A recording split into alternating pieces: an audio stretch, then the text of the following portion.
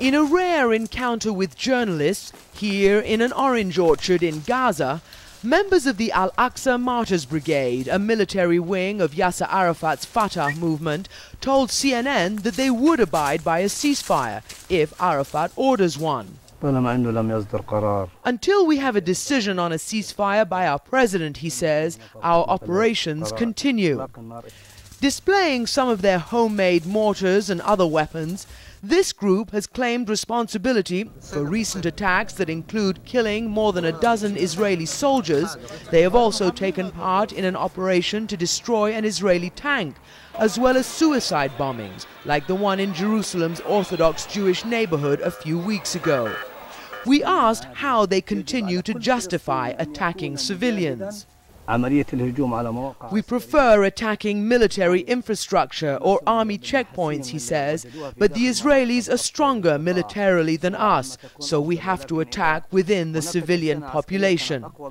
When told that attacking ordinary people erodes support for their cause, they point to places like the Jabailyya refugee camp in Gaza, population 100,000, teeming with despair and resistance.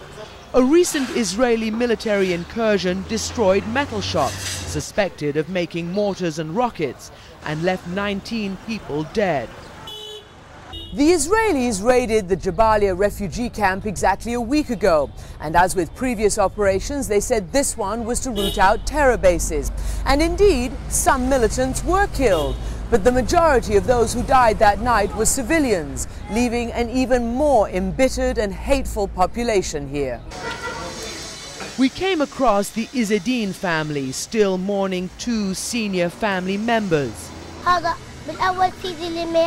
First, my grandfather was hit, and then when my father went to help him, he was killed, says 8-year-old Hannah. Her uncle Farid tells us the two men were killed as they came up here to their roof to see what was happening when they heard Israeli tanks outside. Today, Farid is very bitter.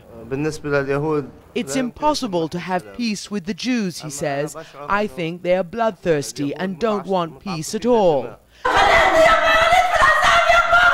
And downstairs, where the women mourn, his mother wails for God's help in avenging the deaths of her husband and son, while yet another generation of Palestinian children absorb yet another lesson in hatred, sorrow and defiance.